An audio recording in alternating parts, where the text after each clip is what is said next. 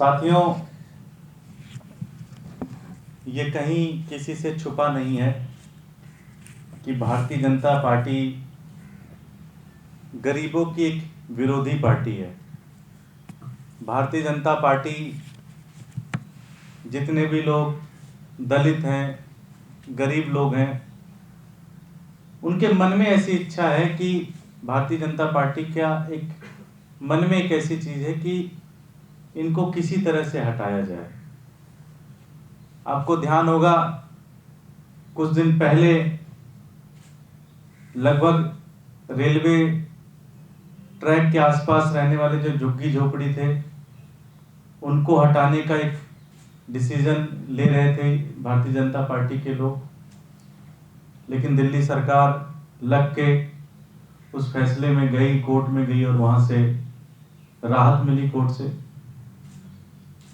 इसी कड़ी में आपने देखा होगा पूरे देश के अंदर दलित, माइनॉरिटी, इनके खिलाफ एक तरीके से जंग छेड़ी हुई है भारतीय जनता पार्टी के नेताओं ने।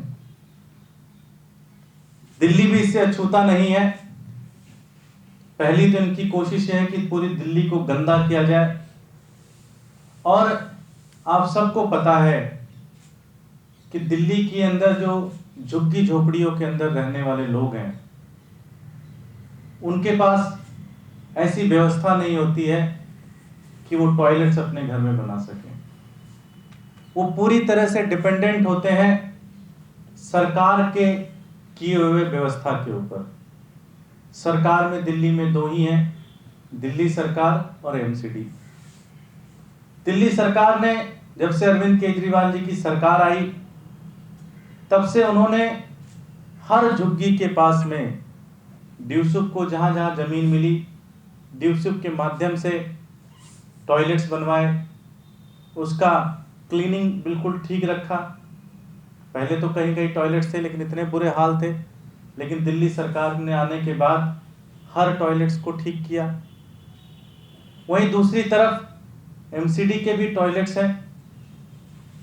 दिल्ली सरकार ने अपना सारा टॉयलेट्स का फ्री में रखा था, और इससे दिखा भी कि लोगों ने वो टॉयलेट्स इस्तेमाल करना शुरू किया, और दिल्ली में आज ओपन में जाने वाले लोगों की संख्या बहुत कम है।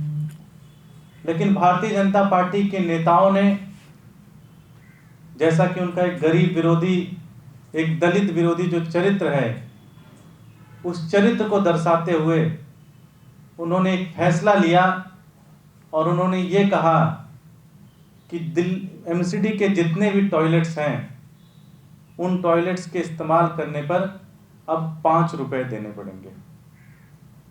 सुनने में हो सकता है किसी अमीर आदमी को लगे कि ये 5 रुपए तो क्या ही होते हैं, लेकिन झुग्गी झोपड़ी वाले से पूछिए जिसके घर में 5 से 6 लोग रहते हों और जिनको महीने का पूरा एक खर्चा उस हिसाब से चलना, एक एक्स्ट्रा बर्डन, जिसकी महीने की तनख्वाह ही 10,000 रुपये, 8,000 रुपये, 6,000 रुपये हो, और उसको टॉयलेट्स के यूज के लिए अगर एक बहुत बड़ा पैसा एमसीडी को देना पड़े, तो दो ही तरीका है, या तो बेचारा रहना छोड़ देगा दिल्ली के अंदर, या तो वो इनका टॉयलेट्स यूज करना बंद कर देगा।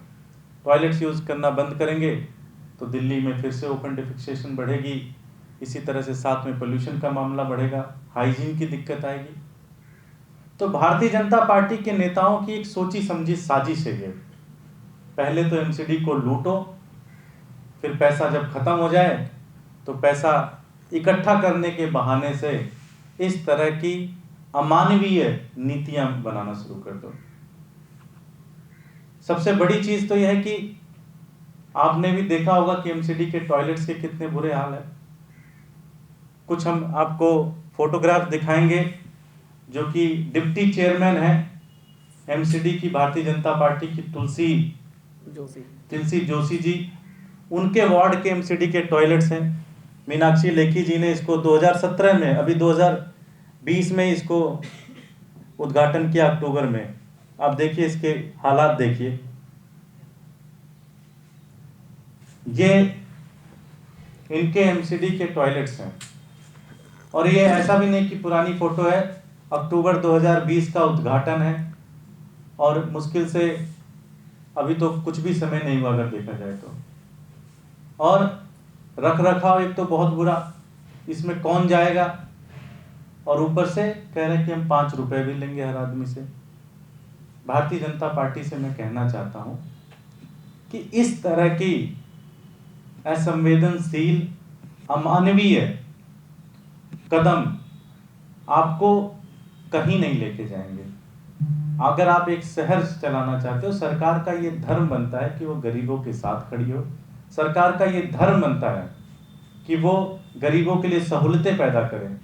लेकिन चूंकि भारतीय जनता पार्टी का एक मिशन है कि गरीबों को खत्म करो, और उसी मिशन के तहत इन्होंने ये अमानवीय, दकियानूसी और एक तानाशाही फैसला लागू किया है।